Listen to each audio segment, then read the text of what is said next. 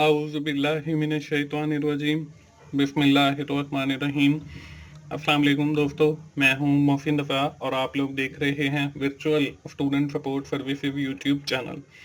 दोस्तों, जिन दोस्तों ने अभी तक मेरा चैनल सब्सक्राइब नहीं किया है वो जल्दी से मेरा चैनल सब्सक्राइब कर लें ताकि मेरी हर आने वाली वीडियो आप लोगों तक पहुंच सके और आप उससे सीख सकें। दोस्तों, आज की जो मेरी वीडियो है वो MGT 201 फाइनेंशियल मैनेजमेंट का हमारा जो GTB नंबर 1 आया हुआ है फाल 2020 का, उस हवाले से है। तो चलिए दोस्तों, हम सबसे पहले जो है अपने इस GTB की रिक्वायरमेंट्स को देख लेते हैं। दोस्तों, इस GTB की रिक्वायरमेंट्स के अंदर हमें एक केस दिया गया है। वो केस क्या है हम लोग पढ़ लेते हैं। इसको पढ़ना इसलिए ज़रूरी है क्योंकि इसमें छोटी छोटी बातें लिखी होती हैं। अगर हम उनको स्किप कर दें तो हमारे मार्क्स जो हैं वो डिटेक्ट हो सकते हैं। तो हाँ, मैं मतलब अपनी हर वीडियो के अंदर जो है वो सबसे पहले रिक्वायरमेंट्स को पढ़ता हूँ और फिर जो है उसको हम सोल्यूशन की तरफ जाते हैं। तो इसमें भी हम यही करेंगे। Forecasting is the essentials of the financial matter and prominent characteristic of the financial manager, accuracy along with the validity and forecasting method getting attention from the financial press. Suppose you are working in the finance department of well-reputed organization. Management of the company have given you to two alternative project and assigned you to task to select the better one on the basis of expected estimated retained earning। कि हमें जो है एक task दिया गया है, हम एक वेल रेप्यूटेड ऑर्गेनाइजेशन के अंदर काम कर रहे हैं और हमें टास्क ये दिया गया है कि वी हैव टू ऑप्शंस, हमारे पास दो ऑप्शंस अवेलेबल हैं in shape of project A and project B, and we have select the best one from the given two options. हमने इसमें से बेस्ट को सेलेक्ट करना है और इसमें हमने जो टेक्निक यूज करनी है that is known as expected estimated retain earning. Project A आपके सामने है, इसकी एस्टिमेटेड सेल दी हुई है, प्रॉफिट मार्जिन दिया हुआ है, नेट इनकम दी हुई है और डिविडेंड दिया हुआ है। इसी तरह प्रोजेक्ट बी की भी हमें यही इंफॉर्मेशन सेम दी गई है और हमारी जो पहली रिक्वायरमेंट है इस GTB की वो यही है, calculate the expected estimate retain earning of the both project. कि हमने जो है दोनों प्रोजेक्ट की expected estimated return earning calculate करनी है। On the basis of this calculation we have select the one project. हमने जो है फिर एक प्रोजेक्ट को सेलेक्ट करना है। बढ़ते हैं हम दोस्तों इसके सोल्यूशन की तरफ। सोल्यूशन के लिए यहाँ पे आपको एक स्लाइड नजर आ रही है जिसको मैंने दो हिस्सों में तकसीम कर दिया है। The first part include the project A calculation and the second part will इस पे मैं प्रोजेक्ट बी की कैलकुलेशन आपको दिखाऊंगा। यहाँ पे प्रोजेक्ट ए के अंदर हमें एस्टिमेटेड सेल दी हुई है नेक्स्ट ईयर की जो कि 87 लाख है। इसी तरह हमें प्रॉफिट मार्जिन दिया हुआ है जो कि 25% है। हमें नेट इनकम दी गई है जो कि हमारे पास 24 लाख है और इसी तरह हमें डिविडेंड दिया गया है जो कि हमारे पास 9,60,000 है। हमने इस इंफॉर्मेशन के जरिए वो एक्सपेक्टेड एस्टिमेटेड और रिटेन अर्निंग कैलकुलेट करनी है। तो इसके लिए दोस्तों हम फॉर्मूला यूज करते हैं कैलकुलेशन के लिए कि estimated sale multiply by profit margin और multiply by flow back ratio. अब देखिए इसमें जो हमें एस्टिमेटेड सेल है वो तो हमें इसकी दी गई है। इसके बाद जो प्रॉफिट मार्जिन है वो भी हमें बताया गया कि 25% है। इसी तरह आगे जो थर्ड चीज है वो है फ्लो बैक रेशो। अब वो फ्लो बैक रेशो हमें जो है इसमें नहीं दी गई। हम जो है सबसे पहले फिर फ्लो बैक रेशो कैलकुलेट करेंगे। अब फ्लो बैक रेशो को कैलकुलेट करने का भी फॉर्मूला है जो कि 1 माइनस पे आउट रेशो है। तो 1 तो ठीक है फॉर्मूले का है और माइनस जो पे आउट रेशो है इसको भी कैलकुलेट करने का फॉर्मूला है। तो हम जो है वो पे आउट रेशो जो है वो कैलकुलेट करते हैं dividend divided by net income. अब देखिए डिविडेंड जो है वो हमें दिया गया है 9,60,000 और जो हमारी नेट इनकम है वो भी हमें बताई गई है क्वेश्चन के अंदर, वो है हमारे पास 24 लाख। अब हम सबसे पहले जो है वो पे आउट रेशो कैलकुलेट करेंगे ताकि हम फिर उससे फ्लो बैक रेशो कैलकुलेट कर सकें और फिर जो है हम अपना वही expected estimated retain earning calculate करेंगे। हम जो है पे आउट रेशो का जो फॉर्मूला है वो वही है dividend divided by net income. तो यहाँ पे डिविडेंड जो है वो 9,60,000 है, वो लिखा डिवाइडेड बाय हमारे पास 24 लाख। तो हमारे पास जो पे आउट रेशो है वो हमारे पास 0.40 आ गए। अब हमने जो है वो प्लो बैक रेशो निकालनी है। अब देखिए हमारे पास पे आउट रेशो मौजूद है, हम जो है वो वैल्यू पुट करेंगे प्लो बैक रेशो के फॉर्मूला के अंदर, वो है हमारे पास 1 माइनस 0.4। तो जब हम 1 में से माइनस करेंगे 0.40 को तो हमारे पास जो जवाब है वो 0.60 आ जाएगा।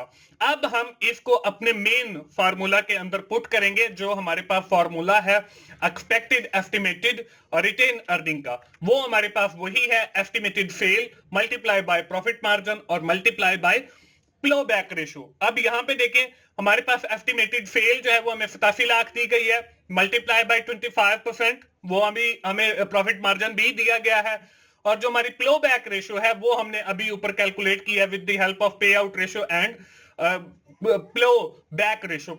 वो हमारे पास जो जवाब है वो 0.60 आया है।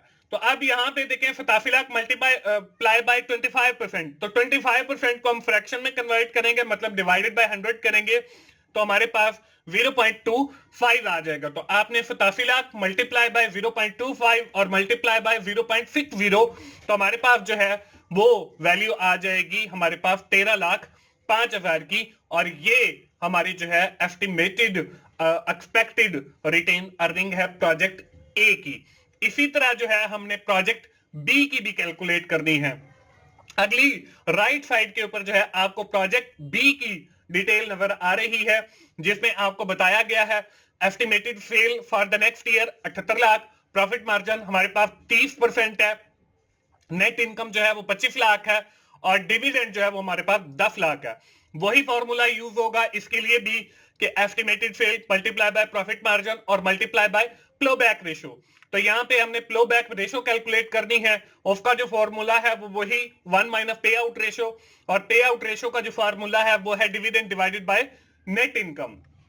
तो हम सबसे पहले जो है वो पे आउट रेशो कैलकुलेट करेंगे, यानी dividend divided by net income 10 lakh multiply divided by 25 lakh, तो ये हमारे पास वही 0.40 आ गया। अब हम जो है आगे अपनी प्लो बैक रेशो कैलकुलेट करेंगे, 1 माइनस 0.40, तो ये हमारे पास 0.60, ये यहां तक जो है ऊपर वाला पोर्शन ये हमारा same as it is project A आ गया। इसके बाद हम वो जो है एस्टिमेटेड एक्सपेक्टेड अपना रिटेन अर्निंग कैलकुलेट करेंगे, उसका फॉर्मूला यही है estimated sale multiply by profit margin और multiply by plough back ratio. यहां पे हम लोगों ने जो है 78 लाख हमारी जो है वो एस्टिमेटेड सेल है फॉर द नेक्स्ट ईयर, वो ली हमने, मल्टीप्लाई बाय प्रॉफिट मार्जिन जो कि हमारे पास 30% है, और multiply by plough back ratio वो हमारे पास 0.60 है। तो ये हमने मल्टीप्लाई किया 30% की फ्रैक्शन में पहले कन्वर्ट करेंगे, तो मतलब डिवाइडेड बाय 100 करेंगे तो वो हमारे पास 0.30 आ जाएगा। तो हमने 78 लाख मल्टीप्लाई बाय 0.30 और मल्टीप्लाई बाय 0.60, तो ये हमारे पास जो जवाब आएगा वो 14,04,000 आ जाएगा। अब देखें प्रोजेक्ट ए का जो है वो हमारे पास 13,05,000 है, और जो प्रोजेक्ट बी है वो हमारे पास 14,04,000 है। दोस्तों मैं आपको बताता चलूं कि आपका ये जो फाइनेंशियल मैनेजमेंट का सब्जेक्ट है ये बिल्कुल आसान है। मेरा एक और YouTube चैनल है जिसका नाम 24/7 टीचर्स ऑनलाइन है, उसका जो URL है मैंने इस वीडियो के डिस्क्रिप्शन में ऐड कर दिया है। वहां पे मैंने आपकी सहूलत के लिए, अगर आपको फाइनेंशियल मैनेजमेंट सीखते हुए मसला आ रहा है तो आप 24/7 टीचर्स ऑनलाइन को जरूर विजिट करें, और वहां पे जो लेक्चर्स अवेलेबल हैं मेरे फाइनेंशियल मैनेजमेंट के, आपके मिड टर्म से ज्यादा के लेक्चर अवेलेबल हैं, तो आप वहां से बहुत अच्छी तैयारी कर सकते हैं। तो आप वो जो लिंक दिया गया उसको जरूर विजिट करें, ना सिर्फ वहां पे जो लेक्चर अवेलेबल हैं उनसे फायदा उठाएं, बल्कि मेरे उस चैनल को भी सब्सक्राइब करते हुए मुझे सपोर्ट करें। दोस्तों ये यहां तक तो था हमारा क्वेश्चन नंबर 1 जीडीपी का। इसके बाद हमारी जो जीडीपी है उसमें क्वेश्चन नंबर 2 भी है, वो क्या है वो देख लेते हैं। बेस्ड ऑन द कैलकुलेशन जो हमने अभी की है पीछे, which project will suggest and why, हमने कौन सा प्रोजेक्ट जो है वो सिलेक्ट करेंगे और क्यों सिलेक्ट करेंगे। Your selection should be supported with the logical reasoning, हमने जो है वो लॉजिकल रीजनिंग रैशनल देनी है कि हमने वो जो प्रोजेक्ट है उसको क्यों सिलेक्ट किया। इसके बाद हमें एक नोट भी दिया गया है, complete calculation and formulas are mandatory, कि कि हमने जो है वो कंप्लीट कैलकुलेशन भी दिखानी है जो मैंने अभी पिछली स्लाइड पे आपको दिखाई, और सारे फार्मूला भी लिखने हैं। Marks will be detected upon providing the answer only. अगर आपने सिर्फ जवाब लिखा तो आपके जो मार्क्स हैं वो काट लिए जाएंगे। तो हम बढ़ते हैं अपने इस क्वेश्चन नंबर 2 की सॉल्यूशन की तरफ। यहां पे जो है आपको नजर आ रहा है कि मैंने जो है वो प्रोजेक्ट बी को जो है वो सेलेक्ट किया है on the basis of the calculation which we have been calculated in our previous slide. तो दोस्तों ये प्रोजेक्ट बी को मैंने क्यों सिलेक्ट किया है ये भी मैं अभी आपको बताता हूं थोड़ी देर में। उससे पहले आपको बताता चलूं दोस्तों, मेरी जितनी भी वीडियोस होती हैं वर्चुअल स्टूडेंट सपोर्ट सर्विसेज के ऊपर हो, चाहे वो आपके 24/7 टीचर्स ऑनलाइन के ऊपर हो, चाहे वो आपकी की टू सक्सेस के ऊपर हो, तो मेरी कोई फाइल्स नहीं होती। हाँ, वो बच्चे जो मुझे कुछ ना कुछ रिवार्ड पे करते हैं तो उनके लिए मैं असाइनमेंट्स प्रिपेयर करता हूं। तो आप भी अपनी असाइनमेंट्स जो है वो मुझसे प्रिपेयर करवा सकते हैं, उसके मैं चार्जेस लेता हूं। मेरा जो नंबर है व्हाट्सएप का वो इस वीडियो के डिस्क्रिप्शन में है, तो आप वहां से वो नंबर ले सकते हैं। दोस्तों अब मैं आपको बताता हूं कि ये प्रोजेक्ट बी को मैंने क्यों सिलेक्ट किया है।